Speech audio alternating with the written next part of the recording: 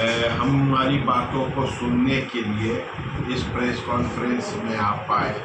हमारे बीच भारतीय communist party के जिला मंत्री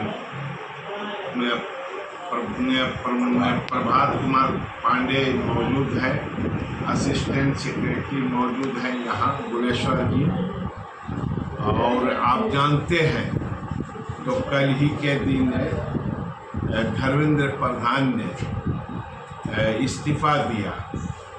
नरेंद्र मोदी की सरकार में ये पहली घटना है। ऐसे तो रक्षा मंत्री ने कहा था तो ये यूपीए नहीं है, ये एनडीए है, जहाँ यूपीए में ये सब चलता है, इस्तीफा एनडीए में नहीं चलता है। वो मौलिक रूप से संघ और संघ के विचार को ही बता रहे थे।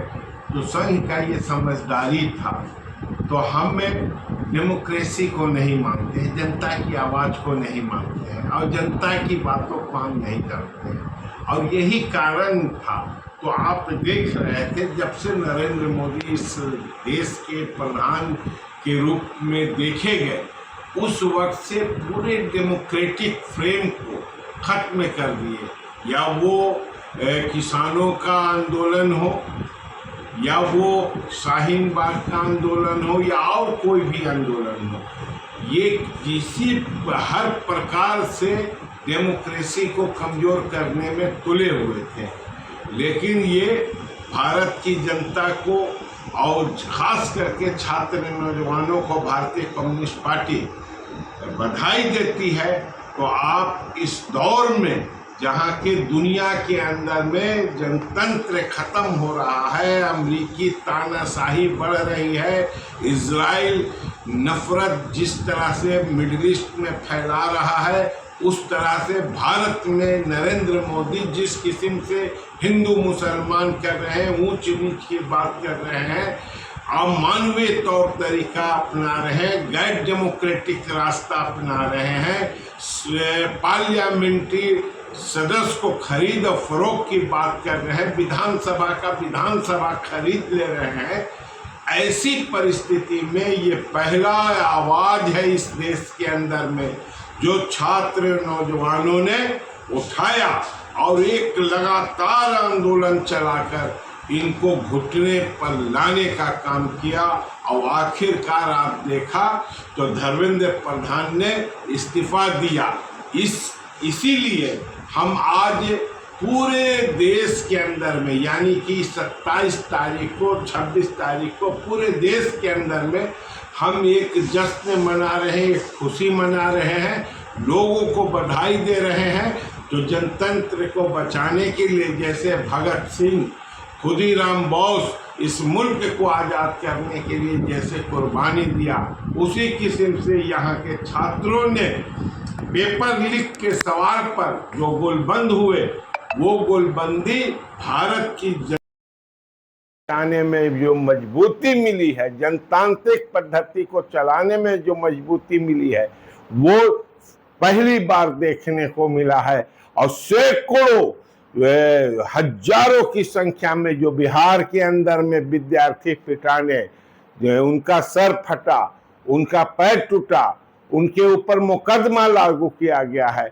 ये हम तमाम चीज़ों को समझ रहे हैं और उसको जांच रहे हैं। हमारी पार्टी मांग करती है तो ये तमाम विद्यार्थियों के ऊपर, देश के तमाम विद्यार्थियों के ऊपर, खास करके बिहार के ऊपर जो केस लादा गया है, उन पर जो जुल्म पुलिस के द्वारा किया गया है, उसको खत्म किया जाए और उस सारे विद्यार्थियों को जो जेल के अंदर में बंद हैं उनको तुरंत रिहा किया जाए। और आने वाले वक्त में हम इस आंदोलन को जनतांत्रिक तरीके से ले जाएंगे। हमारी पार्टी का समझदारी है। तो इस सवाल को लेकर हम 6 से लेकर 15 तारीख तक गांव के अंदर में घूमेंगे, पदयात्रा करेंगे और पदयात्रा करके आम किसान मजदूरों को, नौजवानों को गोलबंद करने का काम करेंगे। और फिर उसके बाद 1 सितंबर को दिल्ली के रामलीला मैदान में बड़े तादाद पर भारतीय कम्युनिस्ट पार्टी अपने साथियों को उतारेगी और भारतीय जनता पार्टी के मुखिया यानी कि इस देश के मुखिया नरेंद्र भाई मोदी से हिसाब मांगेंगे। इसे जो इन्होंने राज्य के अंदर में जो कारखाना, जो जमीन को सस्ते दरों पर बेचने का काम किया है, गरीबों के योजनाओं को लूटने का काम किया है, आम नागरिकों को अधिकारों से वंचित करने का काम किया गया है, अल्पसंख्यकों के ऊपर जाति बढ़ाया है, दलितों के ऊपर जाति बढ़ाया है, आदिवासियों के जमीनों को लूटने का काम किया है, इन सारे सवालों को लेकर हम दिल्ली मार्च करेंगे। इसी सारे चीजों के लिए आप तमाम साथियों को बुलाया। आवाज पूरे राज्य के अंदर और पूरे देश के नौजवानों को भारतीय कम्युनिस्ट पार्टी मुबारकबाद देती है, धन्यवाद करती है। तो संघर्ष को जारी रखो।